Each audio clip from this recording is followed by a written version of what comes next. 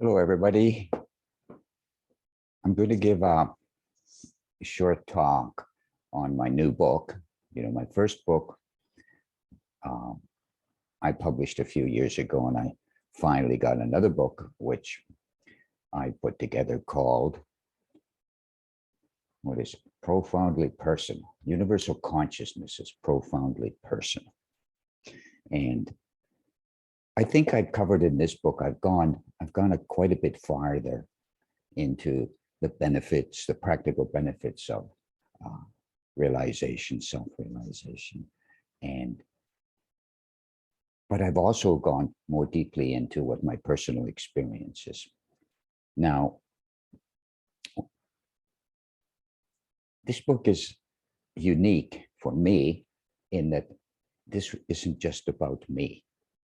What happened is, we're having group meetings, talking to people, whatever. And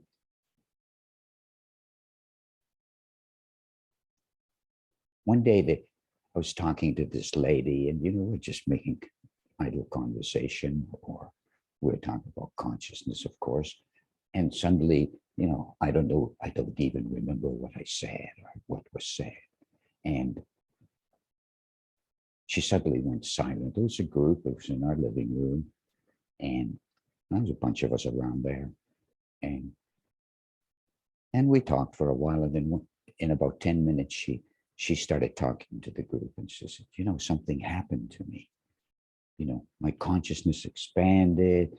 I suddenly felt as if I've arrived at home, and I can't even explain what it is. And then she went into this 10-minute explanation of a transformation that had taken place in her life. And I was more surprised than she was. This was some years ago. And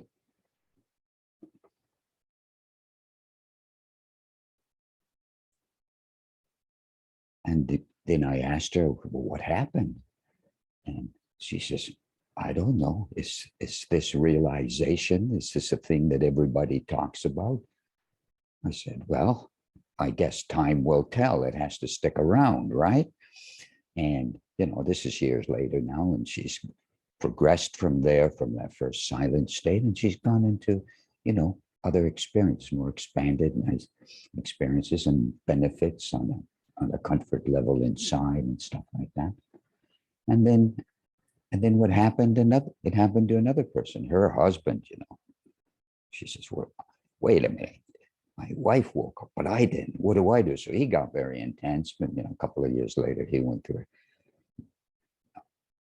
had a similar result, but it was a completely different kind of experience for him. So this book has about more than a dozen people that I'm going to talk about, or who have described their experiences in detail, and they're very fascinating. And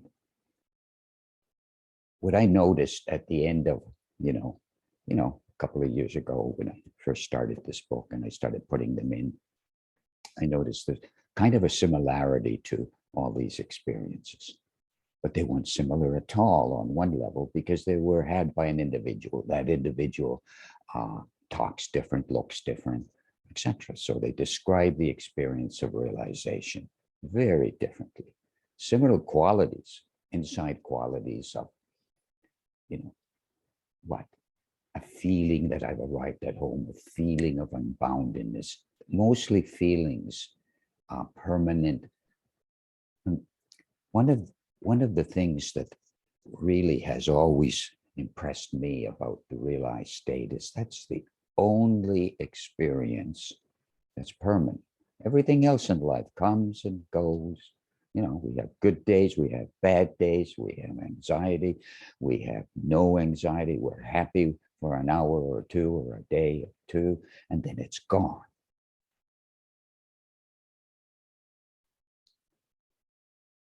The realized state, when it's achieved or experienced, is known to be there all the time. So as a consequence, it takes these experiences, ups and downs, and adds a stable element, adds something to the experience that is permanent. And one can say, oh, So I am really on the fundamental level of my consciousness an expanded, unbounded human being. I don't know the details in the early days, but I feel that there's something much more to me, and I almost can see it. I can almost hear it. That I'm so much greater than just this up and down person. Now, the influence of that stability inside, the influence of that self-awareness, realized self-awareness inside, is because it's there permanently. It begins to influence all the ups and downs, the good stuff, the bad stuff. It doesn't eliminate anything. Life goes on. Of course it goes on. Where would it go? So it goes on, and here we are. We have this state of, it doesn't even feel like realization. It feels like the normal state of consciousness that you've always had. Yeah, that's the trick, because you've always had it. Something's in the way of having that experience, but it also makes it simple to get because it's part of your nature, but it happens to be ignored or not recognized or not realized. Now, this book goes into all that stuff that I'm talking about deeply, and in a simple, practical way, describes the state of self-realization. And of course, if any of you are familiar with me, I go into all kinds of experiences of the divine and exalted nature, but they'll be in here too. And there'll be new ideas and revelations and realizations that I've gone through. And maybe I'll read one or two things from this book. I'm actually quite excited about this book,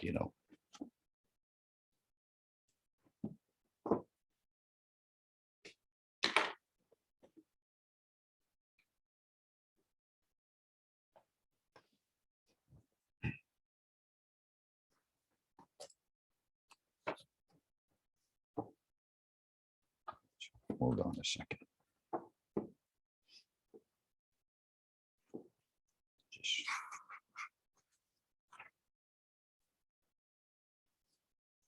one of the qualities of realization, there's a kind of very quiet happiness or even bliss, some people call it, to the experience. And that's just as natural as the experience of realization. You could actually talk about realization as it is the qualities. The qualities of the realized state are the realized state. So one of the qualities is this happiness thing. In all the years I've been describing my experience, I have not written much about happiness or bliss. Internal to the perception of unbounded knowingness is a joy so obvious that it is finally demanding to be heard. Pure knowingness has become a vista that is the light of my heart and mind. There's a completely still, sublime, never full hollowness to my body that is the fullness of realized existence. In this universal space, the whole illuminated organization of nature defines my body as a joyous divine experience. Now it is clearly a shining gift that naturally attracts all streams of attention as it vibrates as the very pulse of all the other layers of my experience. Now, I use the word knowingness, one of the other qualities of realization, that there's a kind of, I know it. How do you confirm that you've made it? Nobody else can tell you. It's a personal experience. It's your experience, not anybody else's experience. And there's such a deep ingrained sense of, I know something has happened to me because now I have this integration that wasn't there. There's this permanence that wasn't there. There's this even happiness that wasn't there. Let me see if I can find another part here.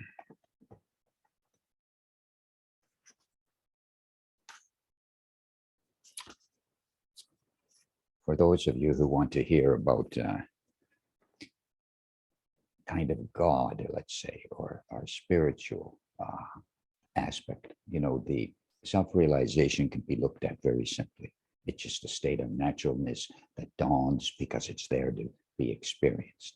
On the other hand, then furthering that experience, all kinds of expanded values can start from there. Self-realization in its early days is the foundational experience for all flashier or expanded experiences to take place. One day, it's called the Home of God, chapter 39. One day, this is my experience, one day it became so clear, I found the Creator sitting pristine, shimmering, and resplendent in my heart. Not only in my heart, but also in my whole consciousness and even my body. He, she was the wholeness of wholeness, all the parts and the parts, the home of the entire universe and my own eternal home. I've always been naturally drawn to God. This God-like presence in my awareness continues to be pervasive, inspiring, and tangible. It creates a depth and realness to the abstraction of self-awareness.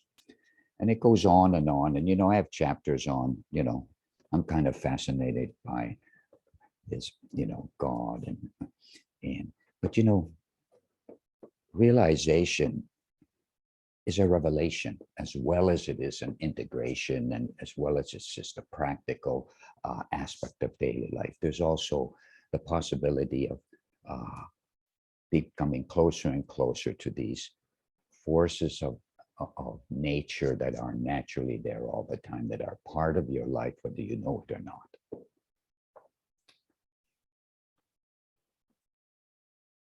So here's another chapter. This is just a sub-chapter. How close is the Creator? Total oneness with God, if it were even possible, would eliminate the possibility of any experience of complete unity. My experience of God is that the Creator is experienced as greater than anything in existence, including myself. But this greatness of God somehow allows us, me, to have a relationship, to love, to be in the presence of each other. This would not be impossible if we were totally equal. Even though I have arrived in God's presence, we are ever moving closer. This is one of the aspects of growing consciousness that I've realized, and maybe it's not emphasized quite enough, is that it's always an individual having an experience. It's not somebody else. Even the state of realization, as silent and quiet and expanded that it is, somebody's having that experience. I'm having that experience. You're having that experience. As a consequence, you are the beneficiary of those benefits of that experience, however silent or expanded it is. It has these peripheral, personal aspects. This is one last thing I'm going to read a little bit. Chapter 61. Love is not something you go after. It finds you. Of course, we have to set up the right conditions. Both universal love and individual love are never, even for a moment, found alone. There is always something all personal and all universal about love. If personal love has expanded to its universal value, it will never fade away. You could, not getting too mushy about the whole thing, but, one of the primary qualities of realization is this quality of unity, or it's a knowingness that not everything is separate. There's a kind of quality of unity or friendliness or even love. You could even call self-realization love realization. By love, I do not mean something temporary. To be able to describe love, it must speak for itself. To recognize and own this quality is the very nature of the heart and mind of the realized person. In its universal expression, love spans all space and time. In its individual expression, it is universal love in its most concentrated form. My experience of universal love is no different than self-awareness, and this is what I feel in my heart. They are perfect expressions of each other. Love is like a great river with two banks. One side of the river, it's consciously silent, and the other is absolutely divine and physically active. Feeling love for the whole world, for the wonder of creation, or for the creator, that is one kind of love. It is appreciated and enjoyed by an individual, a personal loving experience. Love is not something you go after, it goes after you. Its seed form is sitting and waiting to be noticed. It is already present in everybody's heart.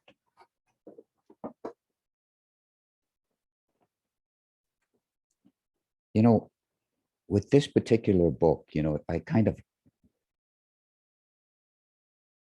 took all my experiences and I put them in the light of individual experience.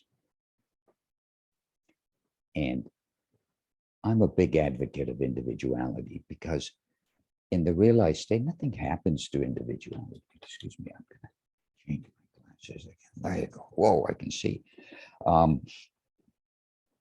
Individuality, the personal experiencer, it's key to everything, even the most unbounded experience. The individual, me, you, anybody who's having the experience, they're the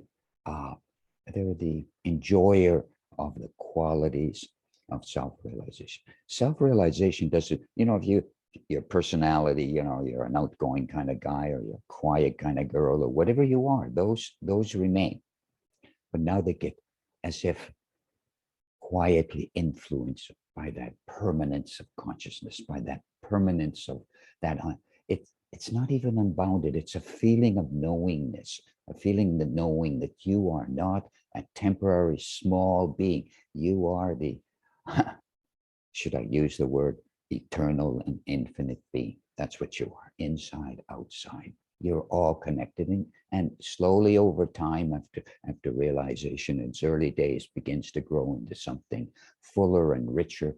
You begin to feel that your environment, your friends, your family are part of your life, and they're part of your own life. It's all a kind of a unification begins to take place.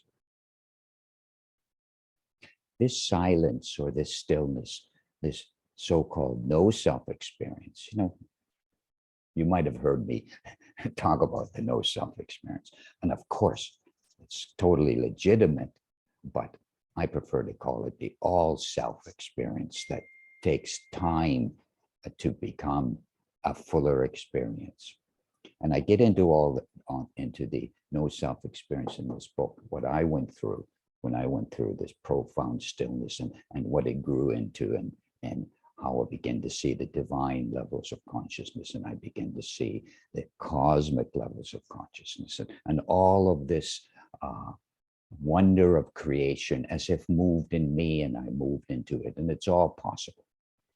And okay, I think I've talked enough for one session, and here again, this is my second book, and this was my first book, The Landscape of Enlightenment. You may be familiar with that one.